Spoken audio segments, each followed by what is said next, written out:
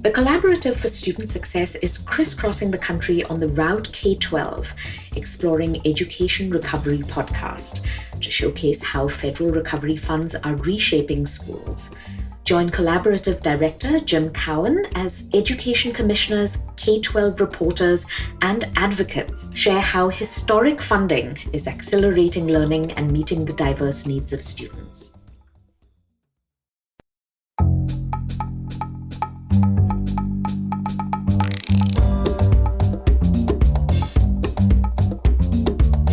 This is EWA Radio, the podcast of the Education Writers Association. I'm Public Editor and your host, Kavitha Cardoza. Scott Jaschik is one of 3 founders of Inside Higher Ed and one of the most trusted voices on higher education. He's quoted regularly in publications nationally and internationally. His look into the crystal ball of higher education and his talk on the top 10 issues to watch in the coming year is one of the most eagerly anticipated sessions at EWA seminars. And this year was no different. We taped his talk at the Higher Education Seminar held on January 26th in Alexandria, Virginia. I'm turning the mic over for today's episode to Scott Jaschik. And be warned, Scott says he frequently cheats and doesn't stop at just 10 tips. So issue number 1, affirmative action.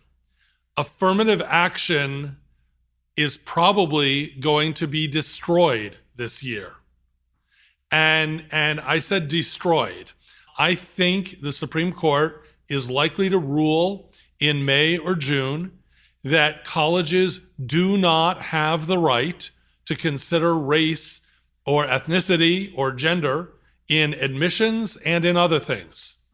This is going to be a major calamity for higher education. And higher education, I don't think, is really ready for the calamity. There are 2 cases, one involving Harvard, one involving the University of North Carolina, Chapel Hill. And if you listened to the arguments they were on Halloween, which is very interesting, if the arguments scared you, they broke down exactly as expected with the justices. The 6 conservative justices all seemed dead set on ending affirmative action in higher education. The 3 remaining certainly are very pro-affirmative action, but 3 votes does not make a Supreme Court decision. And I think colleges truly need to get out of their defense mechanisms about this case, because the things that the colleges say don't help them. It doesn't matter to the court that affirmative action works well. It doesn't matter to the court that without affirmative action, our leading colleges and universities would lose most of their Black and many of their Latino students. And it could be really bad. In California, when they eliminated affirmative action, the first few years were terrible for Black and Latino enrollments at Berkeley and UCLA. They were truly terrible. And no one was really prepared for that, but this year you could have that at every college and university. And it's not just for admission, because many people are saying, well, I cover a university that doesn't have super competitive admissions. And if you do, that's wonderful. But this will also likely apply to financial aid. And most colleges use race to award financial aid. Most colleges also use race and ethnicity. They have, summer programs for Latino students or Black students, for anyone. These programs could be eliminated. And I don't see quite enough awareness of this issue. And I would urge you to do lots of stories between now and whenever the decision comes out on what's going to happen. Is your college getting ready? Does your college have a plan? The decision's likely to come out in May or June, probably toward the end of June. So colleges are in the clear on the class that they're admitting right now for the fall. But they could be absolutely stuck with their future classes. The other thing that you should watch between now and then and after is racial incidents on your campus. In general, when the Supreme Court has considered issues of race and ethnicity in higher ed, there have been a lot more racial incidents on campus. Now, more than what is sort of hard to say because we have a lot of racial incidents right now. We've had them forever, but I think it could get worse when the decision comes down. And particularly if the decision goes as I expect it, every Black student is going to get asked, do you deserve to be here? And think about what that will do to the students. Issue number 2, ChatGPT is driving academics crazy. Our readers, who are the professors and administrators at colleges and universities, are in absolute hysteria over ChatGPT. Some people are saying that there may never be another fair admissions essay. Some people think that essays in general will be, abandoned in higher ed. I don't think that, but people are just completely flipped out over ChatGPT. And this creates lots of stories. You can do stories on Turnitin, the anti-plagiarism company. Turnitin is working on a new system that supposedly will detect ChatGPT. Some colleges and some professors are saying they're going to require students to write longhand in class their essays. Now, a few things about that. One, many students don't know how to write longhand. No, really, I mean, they've only written on a laptop. This is going to be a new experience for them. Now, the reason I am not hysterical about ChatGPT because I am old, and I remember 10 years ago, they were equally hysterical about Wikipedia. And there were lots of stories, is Wikipedia going to ruin everything in academic integrity? And are people going to, just copy a Wikipedia entry and think that's good enough? So I think this coming year is going to be pretty bumpy, but that within a year, something is going to be worked out. But that doesn't mean there are not lots of stories to do about ChatGPT right now for your readers. Issue number 3, TikTok. TikTok is a major company that has ties to the Chinese government. TikTok has been declared a national security threat. Now, this may seem hard to believe. When I look at what my nieces post on TikTok, I have a hard time thinking it's of much interest in Beijing. But be that as it may, a bunch of states, generally red states, but also Wisconsin, the University of Wisconsin banned TikTok. And you should be writing about what your universities are doing, whether they're in the banning or the not banning, and why. This is an important issue for your readers because it involves censoring really what students can do with their phones. And that should probably offend you. Issue 4, Ron DeSantis. And this is not just an issue for Floridians. Do we have any Floridians here? They're apparently not being let out of the state right now. But what Ron DeSantis is doing in Florida is going to cause real damage to not just Florida, but in other states as well. Already in Tennessee, they're trying to copy him and proposing legislation to do some of what he's done. What has he done? He's said that he will not accept a public school in the state using AP in African American studies. Now, he can't truly be against AP in African American studies because it hasn't been debuted yet. But there are versions of it out and about, and he's said Florida will not accept it. This is not, and I'm not saying this because I think AP is the most wonderful thing in the world. I actually don't. But if you're going to have AP, it seems to me that you should have AP in African American studies too. It's just basic common sense. And the College Board knows how to create AP tests. But that's not all that he's done. He has appointed 6 new trustees to New College of Florida, which, if you haven't heard of it, is a great college. Actually, it's been a very highly regarded college, and it's a small college, unlike the rest of the Florida public system, which is made up of large universities. And he's said that New College is woke and prone to all sorts of politically correct examples. And supposedly, these new trustees may try to fire the president next week. This is not normal for a governor to appoint trustees like that. And why is he doing it? Obviously, it's getting him a lot of attention.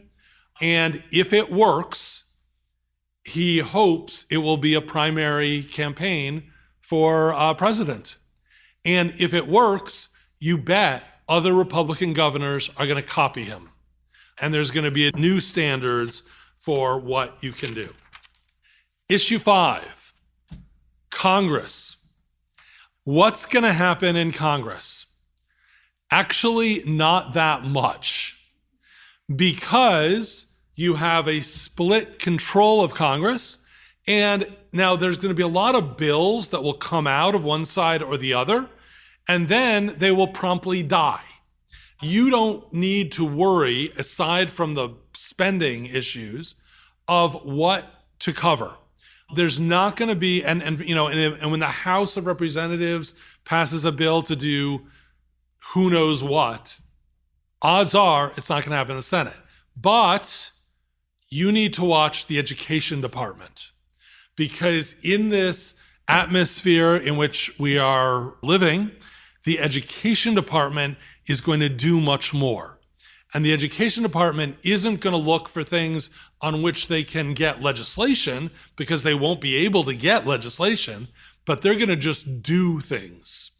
And some of those things are going to end up in court, like the loan forgiveness is before the Supreme Court right now. But I think that this may be a year of a lot of action in the Ed Department instead of Congress. Issue 6, colleges closing for good. Last week, Presentation College of South Dakota announced it was going to close at the end of this academic year. You've probably never heard of the college, but it's an important college in educating nurses and other health professionals in South Dakota. In December, Cazenovia College, a liberal arts college in central New York, announced that it was going to close. Holy Names University in Oakland announced that it was going to close. So here you have 3 colleges that are never going to, after this year, never going to operate again. That is a lot of colleges in a short period of time. I suspect we're going to have more.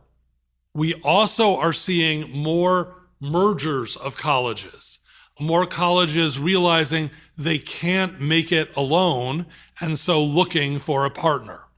Now, obviously, it is very sad when a college closes, but the questions you really need to look at are, who's going to get the students?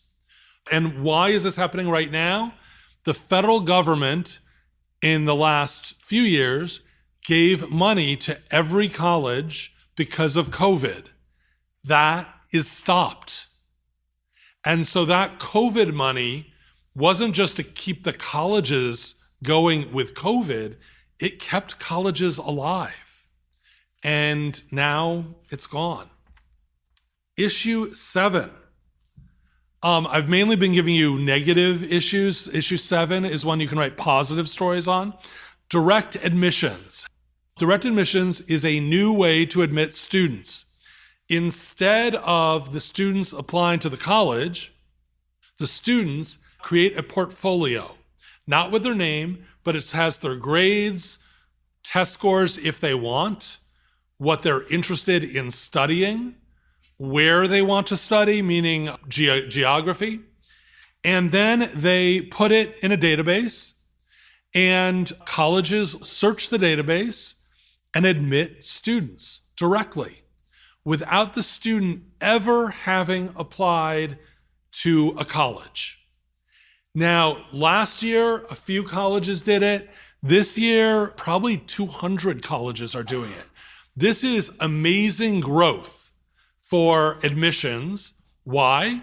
Because the students who are doing this and the colleges that are doing this are students and colleges that serve low-income first-generation students. Most big changes in higher ed happen because somebody figures out a way that, I can get money out of Harvard applicants or University of California applicants. This isn't that. And in that way, it's really significant. And last year, the students said they loved it. These are not students who are looking forward to the college admissions process. Big companies are getting involved in it. EAB is in it. The Common App is in it. Niche is in it. Some colleges are doing it individually by themselves. This is a huge change, and there are probably colleges that are in your area that you can write about. This is a big change for colleges. Issue 8, international. International works multiple ways. It's about students going abroad, foreign students coming here, which is mainly what I'll talk about. Far fewer foreign students are likely to come here as long as you're all wearing your masks. And I'm not saying to take off your masks. They are worried about COVID. Lots of people are worried about COVID. People are worried about them bringing COVID. Look at what's going on in China, where China one day released people from following all the COVID rules, and 60,000 people died. Think about it. International is going to continue to be really hit and miss. The best colleges will probably get a lot of international students. A lot of colleges, I think, won't. And that is worth watching. Issue 9 is mental health, which I'm not going to talk about a lot because you were just talking about it, but mental health is a huge issue for colleges. The main thing I want to clarify about mental health is that it is not a problem that was brought to us by COVID. COVID accelerated concerns about mental health, may have made mental health a worse issue, but mental health was a bad issue before COVID. Issue 10, academic freedom. Many people think academic freedom is sort of boring to write about it because everyone knows what academic freedom is, whatever. We've just had 2 cases of universities ignoring academic freedom and then having a big to-do. One is Hamline University, where an adjunct at Hamline in Minneapolis, St. Paul, showed in her class an image of the Muslim prophet Muhammad.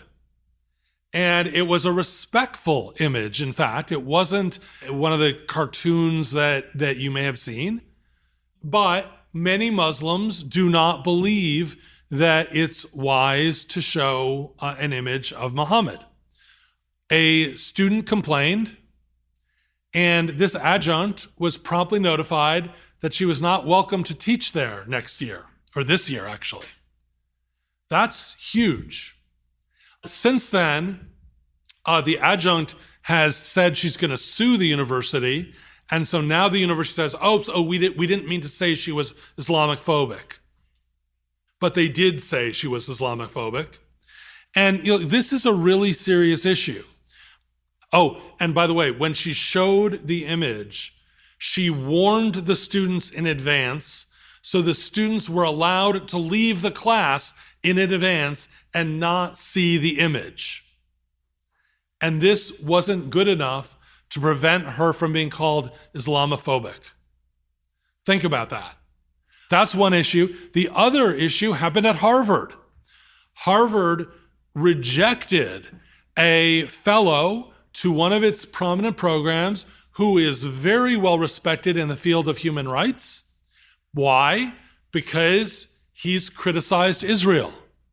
Now, there are all kinds of views on Israel, but to say that because somebody has criticized Israel, they are not suitable to be a fellow at Harvard. And by the way, this guy has criticized every country under the sun. He hasn't just been after Israel. And Harvard has totally reversed itself. After yanking his fellowship, they're now going to award him a fellowship.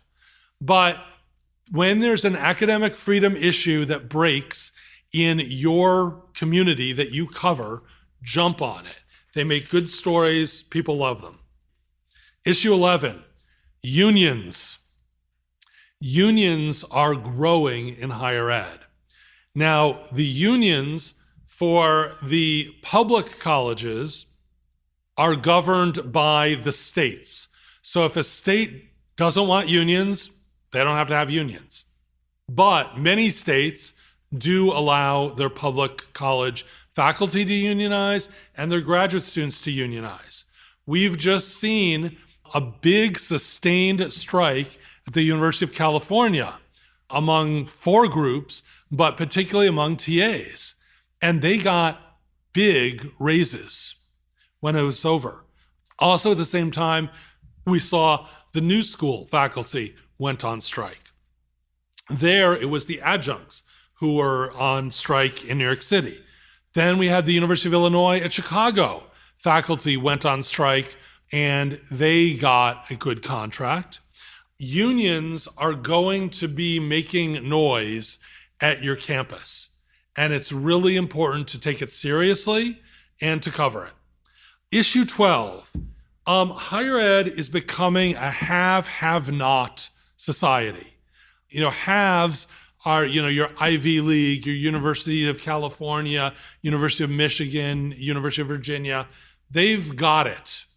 They've got $1 billion in the bank, or way more than $1 billion in some of their cases, and they've got tons of students. But then you have everyone else. And everyone else doesn't have a spare billion. They are going to be in trouble. And this relates to a bunch of the issues. Who is going to be the most trouble? Community colleges. Issue number 13. Community colleges are hurting in a big way. They have suffered through 3 years of enrollment losses.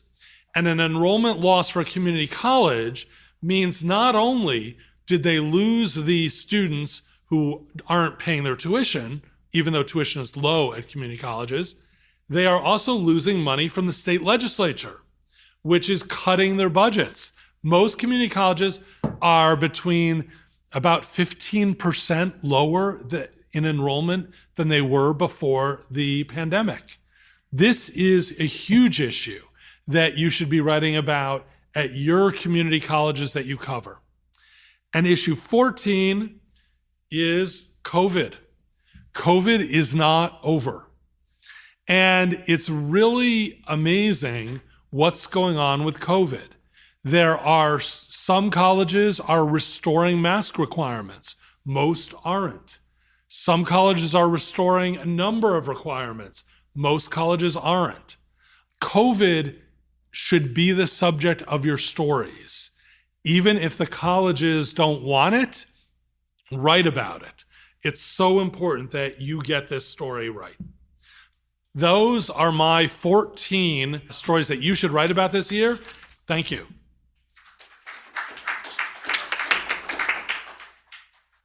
That was Scott Jaschik, one of 3 founders of Inside Higher Ed. That wraps up this issue of EWA Radio. I'm Kavitha Cardoza. Do you have questions for Scott? Let's continue the conversation on Twitter @EdWriters. And if you cover higher education, please share your stories at #TellEWA. Special thanks to Judy Obabatunde, Angelina Liu, and Kristan Obang from EWA, as well as Raul Garcia for production assistance. The mission of the Education Writers Association is to strengthen the community of education journalists and improve the quality of education coverage. For more than 75 years, EWA has helped reporters get the story right. Thanks for listening and lifting up education journalism. The Collaborative for Student Success is crisscrossing the country on the Route K-12 Exploring Education Recovery podcast to showcase how federal recovery funds are reshaping schools. Join Collaborative Director Jim Cowan as Education Commissioners, K-12 reporters, and advocates share how historic funding is accelerating learning and meeting the diverse needs of students. Catch up at edurecoveryhub.org or wherever you listen to your favorite podcasts.